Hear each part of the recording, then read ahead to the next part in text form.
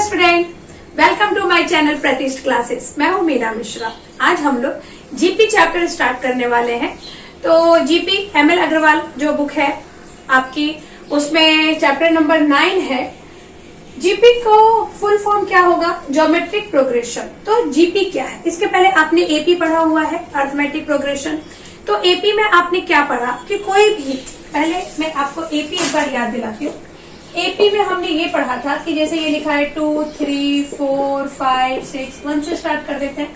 तो ये जो नंबर्स हैं, ये नंबर के बीच का जो डिफरेंस होगा, जैसे 2 में से 1 माइनस करेंगे तो 1 आएगा, 3 - 2 = 1, 4 - 3 = 1। मतलब इनके बीच का जो डिफरेंस है वो क्या है? इक्वल है। सेकेंड नंबर को फर्स्ट नंबर से या तो आप माइनस करो या प्लस करो, तो आंसर इक्वल आना चाहिए। उसको हम कॉमन डिफरेंस बोलते हैं, डी। तो डी अगर इक्वल है तो इसका मतलब क्या हुआ कि ये जो हमारा प्रोग्रेशन है ये किसमें है? अर्थमेटिक प्रोग्रेशन है। तो जीपी जो है ये इससे थोड़ा अलग है। इसमें कैसा है कि ये जो डी आता है, मतलब जो नेक्स्ट इन दोनों के बीच का जो डिफरेंस आता है वो इक्वल होना चाहिए। लेकिन ज्योमेट्रिक प्रोग्रेशन में कैसा होगा कि जो दो टर्म होंगे आपके पास, तो सेकेंड टर्म में से फर्स्ट टर्म को जब आप डिवाइड करेंगे तो जो आंसर आएगा वो इक्वल होना चाहिए। मतलब दो टर्म का रेशो इक्वल होना चाहिए, तो ही हम उसको बोलेंगे कि वो ज्योमेट्रिकल प्रोग्रेशन है। देखो कैसे, जैसे कि यहाँ मैंने लिखा 2 2 4 = 4, 4 2 = 8, 8 2 = 16, 16 2 = 32। ये मैंने यहाँ पे कुछ नंबर्स लिखे हैं और अभी मुझे ये पता करना है कि ये जीपी में है कि नहीं। तो मैं क्या करूं कि ये जो 4 है, 4 को 2 से डिवाइड कर दे तो आंसर 2 आ जाएगा। 8 है, 8 को 4 से डिवाइड करो, अगेन आंसर इज 2। 16 है, 16 को 8 से डिवाइड करो तो आंसर इज 2। मतलब जो सेकेंड टर्म था, सेकेंड टर्म को फर्स्ट टर्म से जब आप डिवाइड करेंगे तो जो ये आंसर आएगा ये इक्वल होना चाहिए। तो ही हमारा जो वो नंबर होगा उसको हम क्या बोलेंगे? This is in geometric progression, या फिर इन शॉर्ट हम बोलेंगे कि ये भाई जीपी है। तो जीपी का अगर आप टर्म लिखने जाएं तो कैसे लिखेंगे? जैसे आप क्या लिख सकते हैं? AR स्क्वायर, AR क्यूब, कुछ इस टाइप से ये जीपी होगा। इसमें कैसा है? ये जो ए है ये फर्स्ट टर्म हो गया, ये second term, third term, fourth term, इस टाइप से ही ये चलेगा। तो अगर मुझे जनरल टर्म लिखना हो जीपी का, तो जीपी का जनरल टर्म क्या होगा? General term of GP, GP का जनरल टर्म क्या हो सकता है? जीएन। जैसे मुझे एन, nth वैल्यू अगर फाइंड करना है तो an = क्या होगा? AR n-1। ये फॉर्मूला सामने निकल के आया, क्योंकि देखो ये जो फर्स्ट है 1, n क्या है यहाँ पे? जैसे ये फर्स्ट है तो यहाँ n1 लिखेंगे, ये n यहाँ पे 2 है, ये थर्ड है, ये फोर्थ है, ऐसा। अगर आप फोर्थ टर्म को देखेंगे तो फोर्थ टर्म में क्या है? a है, r है, और यहाँ क्या है? 4 - 1 3। मतलब r की जो वैल्यू होती है, r का जो पावर होता है, तो जितना वो टर्म है उसमें से -1 होता है। तो अगर ये nth टर्म का मैं फाइंड करूंगी तो जनरल टर्म क्या होगा जीपी का? an = AR n-1। क्लियर? यहाँ पे r क्या है? Common ratio. उसमें एपी में हम उसको कॉमन डिफरेंस बोल रहे थे, और यहाँ हम क्या बोलेंगे? कॉमन रेशो, क्योंकि सेकेंड टर्म और फर्स्ट टर्म का रेशो वो इक्वल आना चाहिए, तो ही हम बोलेंगे कि ये जीपी है। अब इसके बाद हम इसमें जो हमारे एक्सरसाइज के क्वेश्चंस हैं वो करते हैं, तो देखिए आपको और अच्छे से क्लियर होगा। हम इसमें अब क्या सीखेंगे कि नेक्स्ट टर्म कैसे फाइंड करना है। तो उसमें हम ये सारा ये फॉर्मूला यूज करके और नेक्स्ट टर्म फाइंड करेंगे। जैसे अगर मान लो फिफ्थ टर्म, इसी का अगर फिफ्थ टर्म, यहाँ पे तो मैंने फिफ्थ लिखा हुआ है, अगर मुझे सिक्स टर्म फाइंड करना है तो सिक्स टर्म फाइंड करना है तो यहाँ मैं n के प्लेस पे 6 लिख दूंगी, यहाँ पे भी n के प्लेस पे 6, 6 - 1, r क्या हो जाएगा? r तो 2 है ही, और जो फर्स्ट टर्म होता है 2, जो भी फर्स्ट टर्म हो उसको हम क्या बोलेंगे? a बोलेंगे। ये जो a है ना, a क्या है? फर्स्ट टर्म है, r है कॉमन रेशो, और ये फॉर्मूला यूज करेंगे हम अभी आगे के एक्सरसाइज करने में। तो एक्सरसाइज 9.4 का जो हमारा फर्स्ट क्वेश्चन है वो क्या है? Find the next term of the list of number 1/6, 1/3 और 2/3। तो पहले तो हम ये देखेंगे कि ये जो है ये हमारे से कि अगर आपको एग्जाम में क्वेश्चन आता है तो वहां तो आपको पता नहीं होगा कि ये जीपी चैप्टर का है कि एपी चैप्टर का है। तो पहले तो आपको ये पता चलना चाहिए कि ये जीपी है कि एपी। तो यहाँ तो खैर हम जीपी पढ़ रहे हैं तो ऑफकोर्स ये जीपी ही होगा, तो हम सीधे जीपी का ही इसके ऊपर चेक करेंगे। अदरवाइज आपको एग्जाम में इसका एपी भी चेक करना होगा कि ये कहीं एपी में तो नहीं है, क्योंकि एपी में नेक्स्ट टर्म फाइंड करने का तरीका अलग है और जीपी का अलग है। तो एपी में है कि जीपी में है वो तय करने का मतलब डिसाइड करने का तो आपको ट्रिक मालूम ही है कि सेकेंड टर्म में से फर्स्ट टर्म को माइनस करो और यहाँ पे भी सेकेंड टर्म से फर्स्ट टर्म को माइनस करो। तो यहाँ 2/3 और -1/3 करूंगी तो आंसर आ जाएगा 1/3। और यहाँ जब 1/3 में से 1/6 माइनस करेंगे तो जो भी आंसर आएगा वो माइनस में आएगा। तो माइनस करने की जरूरत ही नहीं है, पहले ही लग रहा है कि वो एपी नहीं है। तो अब ये जीपी होगा। तो जीपी है तो हम क्या करें, पहले तो हमारा जो सीक्वेंस है वो लिख दे 1/6, 1/3, 2/3। अब यहाँ पर ए क्या होगा, ए हमेशा जो फर्स्ट टर्म है उसको हम ए बोलेंगे और आर फाइंड करने के लिए हम क्या करेंगे, आर इज इक्वल टू जो सेकेंड टर्म है 1/3 डिवाइडेड बाय 1/6। अब इसको जब आप डिवाइड करेंगे तो ये कुछ इस टाइप से हो जाएगा 1/3, 1/6 का क्या हो जाएगा 6/1, तो 3 1 जा 3, 3 2 जा 6, मतलब आर आ गया हमारा 2। हमें आगे और सबका जैसे कि इसको चेक करें कि इसमें से भी आर यही आ रहा है कि नहीं, ऐसा करने की जरूरत नहीं है, क्योंकि अगर एग्जाम में दिया हुआ है और ये अगर एपी नहीं है तो ये जीपी ही होगा और आगे का भी जो रेशो है वो इक्वल ही आने वाला है। आप किसी भी दो का रेशो निकाल सकते हैं। क्लियर।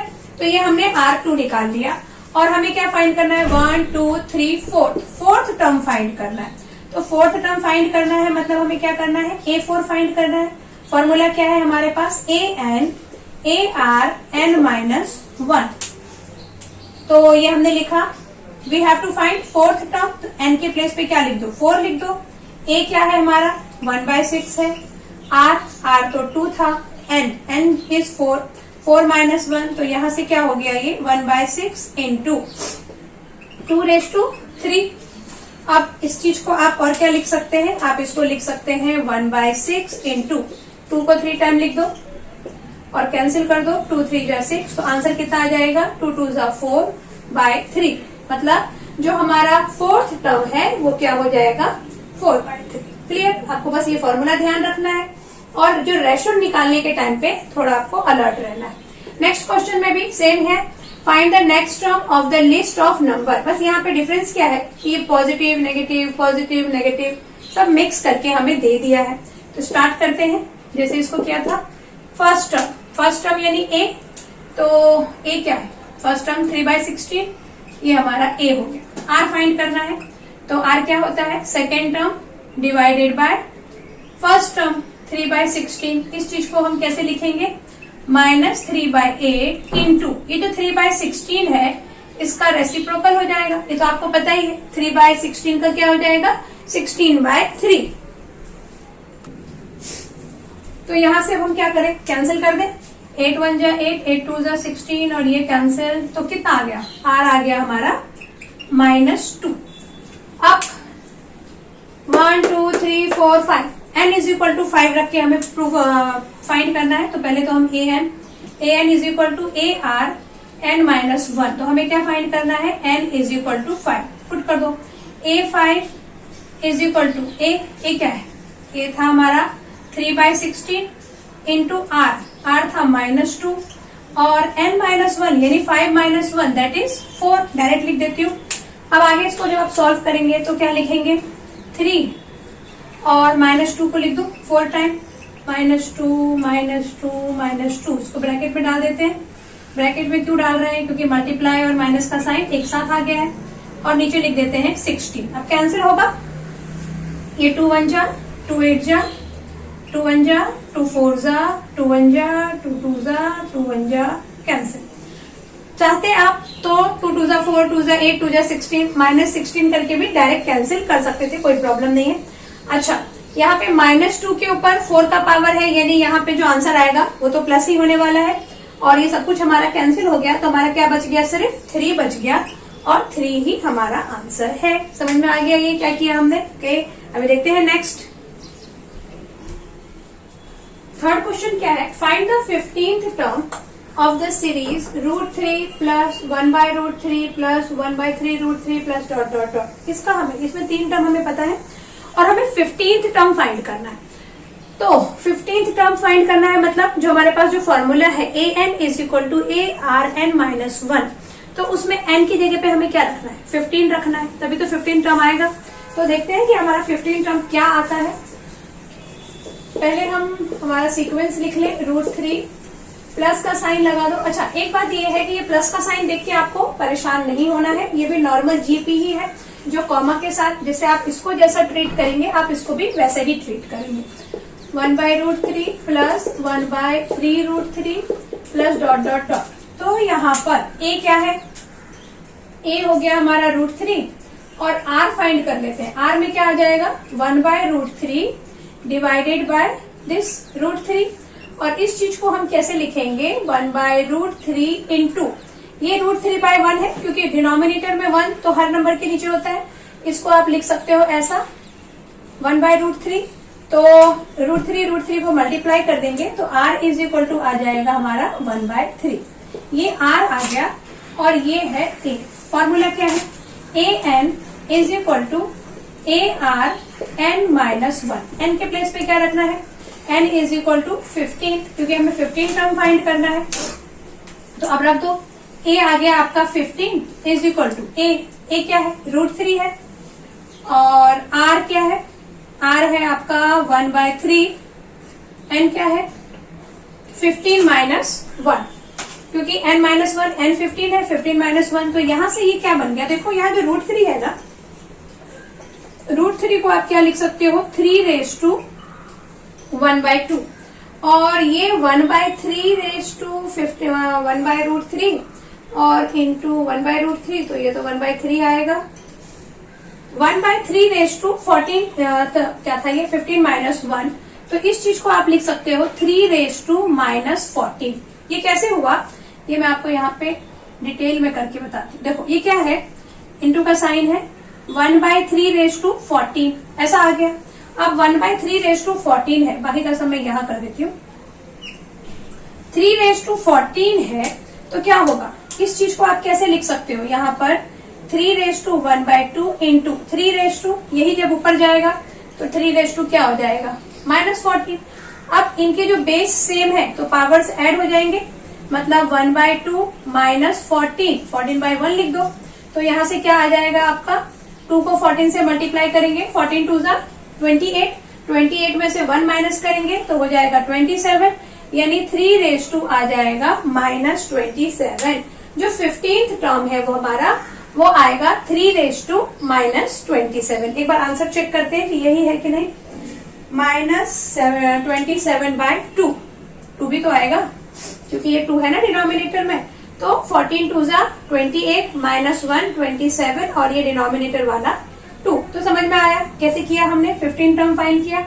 अब यहाँ पर ये क्वेश्चन थोड़ा सा ट्रिकी है, ध्यान दीजिए। Find the nth term of the list of number. ये जो नंबर है इसमें हमें nth टर्म फाइंड करना है, कोई भी n नंबर पे क्या लिखा है वो फाइंड करना है। तो n नंबर पे क्या लिखा है ये फाइंड करना है, इसका मतलब n के प्लेस पे क्या रखना है, n के प्लेस पे तो n ही रहेगा, और तो कुछ हम लिख ही नहीं सकते हैं। तो कैसे सॉल्व करेंगे इसको, a हमारा 1/√2 है और r फाइंड करते हैं। r क्या है, -2 डिवाइडेड बाय 1/√2। तो यहाँ से क्या आ जाएगा, यहाँ से मैं यही कर देती हूँ, r इज इक्वल टू हो जाएगा -2 इंटू 1/√2 का क्या होगा, √2/1, तो r इज इक्वल टू आ जाएगा आपका -2। क्लियर। अब हम इसे nth टर्म फाइंड करना है, तो फॉर्मूला क्या है, an is equal to ARn-1। n का n ही रहेगा, a क्या है 1/√2 और r है आपका 2√2, सिर्फ 2 नहीं था 2√2 था। r को लिख दिया हमने -2√2 और पावर लगा दिया n-1। अच्छा, इतना करके बात बनेगी नहीं क्योंकि आंसर कुछ अलग है और इसे हमें थोड़ा और सिंप्लीफाई करना है। तो क्या कर सकते हैं हम, यहाँ पर ये जो माइनस है, माइनस को यहाँ पे आप -1 समझ लो, या जो भी 1 ही समझना पड़ेगा, -1 समझ लेते हैं हम कि -1 को 2√2 से मल्टीप्लाई किया तो -2√2 आ गया। हम इस माइनस साइन को बाहर निकालना चाहते हैं। तो माइनस साइन को बाहर निकालने के लिए उसके ऊपर पावर है ना n-1, तो उसको n-1 के साथ ही बाहर निकालना होगा, मतलब -1 ऐसा हमें करना पड़ेगा। ऐसा हमें क्यों करना पड़ेगा? देखो क्या होता है कि ये जो माइनस है, तो ये क्या हो गया -1 ये हमने क्यों लिखा? क्योंकि देखो ये जो माइनस का साइन है, तो ये जैसे कि अगर -2 है, -2 के ऊपर अगर 4 है, तो इसका आंसर क्या आएगा? जो भी इसका आंसर आएगा वो आंसर आएगा प्लस में, क्योंकि इसका जो पावर है वो क्या है? इवन नंबर है। और अगर ये पावर ऑड नंबर होता यानी अगर ये 5 होता तो आंसर किस में आता? माइनस में आता। ये हमें पता है कि पावर के ऊपर डिपेंड करता है कि आंसर माइनस में आएगा कि प्लस में आएगा। तो यहाँ जो ये माइनस है, तो इस माइनस को अपन पहले अलग कर देते हैं और उसके पावर के साथ उसको अलग करते हैं। पावर के साथ अलग करने का फायदा ये है कि जैसे अगर ये -2 है और -2 के ऊपर 4 है, और मैं इसको कुछ इस तरह से लिख दूं, -1 × 2⁴ और इसके ऊपर भी मैं 4 लगा दूं, तो इसका तो जो भी आंसर आएगा, बट साइन किसके ऊपर डिपेंड करेगा? ये -1 के ऊपर कौन सा पावर है उसी पे डिपेंड करेगा ना, क्योंकि वो पावर के साथ ही अलग हुआ है। क्लियर? तो इसलिए हमने क्या किया, -1 करके और n-1 के साथ उसको अलग कर दिया ताकि यहाँ पे माइनस ना रहे। अब इस चीज को आप कैसे सॉल्व करोगे? ये जो √2 है, तो √2 को आप क्या लिख सकते हो? 2⁻² -1/2, क्योंकि डिनोमिनेटर में है, रूट का मतलब 1/2 होता है, वो जब ऊपर जाएगा तो -1/2 हो गया। इतना समझ में आ गया। और यहाँ ब्रैकेट के अंदर ये जो 2 है, इसके ऊपर 1 का पावर है, और ये जो √2 है यानी 1/2 और इसका होल पावर n-1, वो तो चल ही रहा है। अब इस चीज को आप और क्या लिख सकते हैं? -1⁻n-1 2⁻1/2। ये ब्रैकेट में देखो, इनका बेस सेम है तो पावर्स ऐड हो जाएंगे, यानी ये क्या हो जाएगा 1 + 1/2, बाहर में n-1 तो है ही।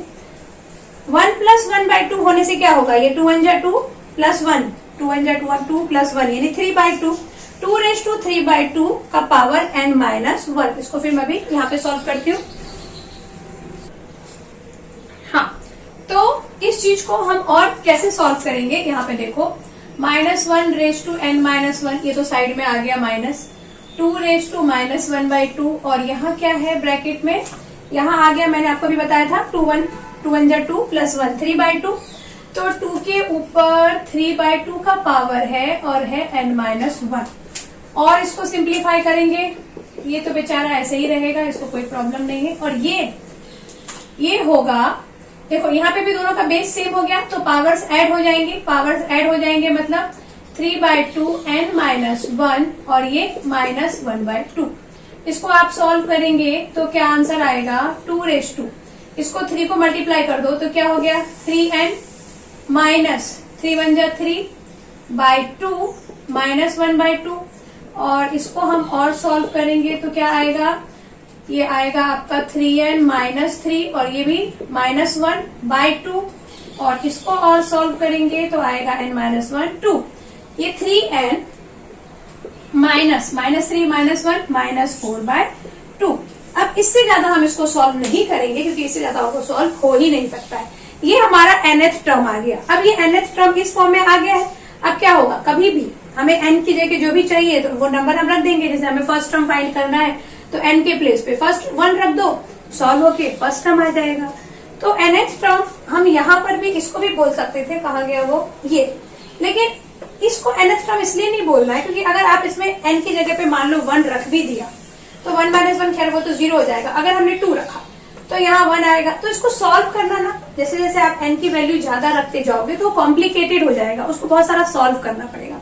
और यहाँ पे क्या है, हमें उतना सॉल्व नहीं करना पड़ेगा, सीधे हमने n का वैल्यू रखा और वो पावर्स में ही थोड़ा सा सोल्यूशन होगा, आंसर आएगा। तो समझ में आया आपको कि कहाँ से ये वैल्यू आई और इसको किस तरह से हमने सिंप्लीफाई किया। ओके, अब देखते हैं आगे के क्वेश्चंस।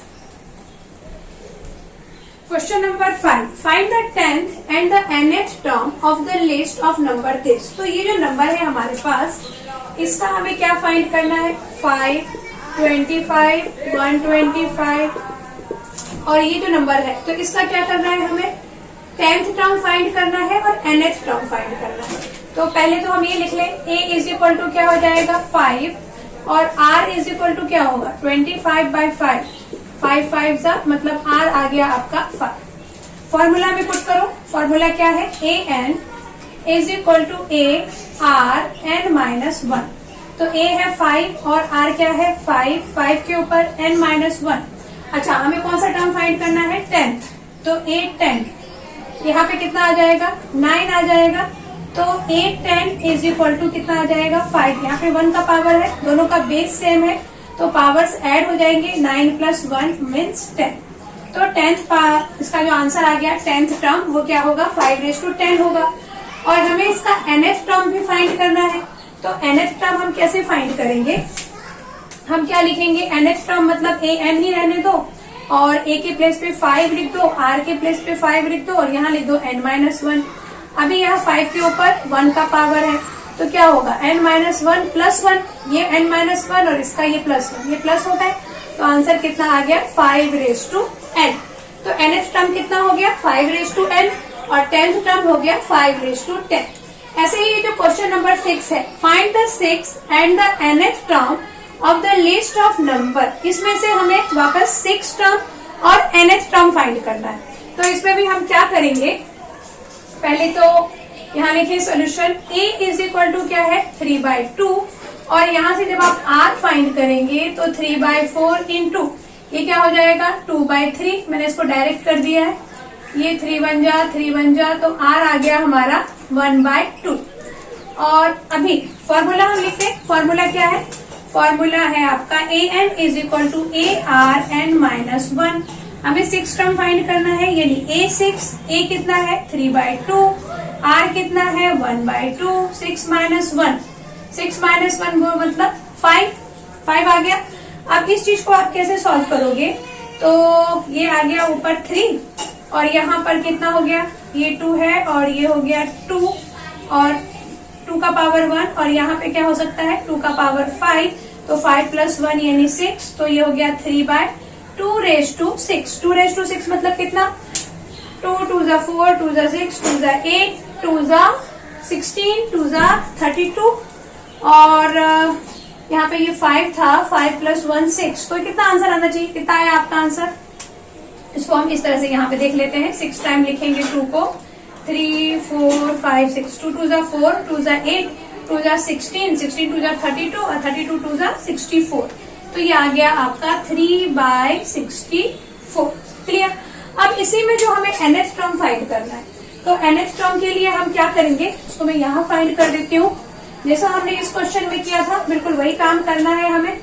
nth टर्म मतलब a⁴n is equal to a कितना है, a था हमारा 3/2, r था हमारा 1/2 और nth टर्म फाइंड करना है मतलब n माइनस 1 वैसा ही रहेगा।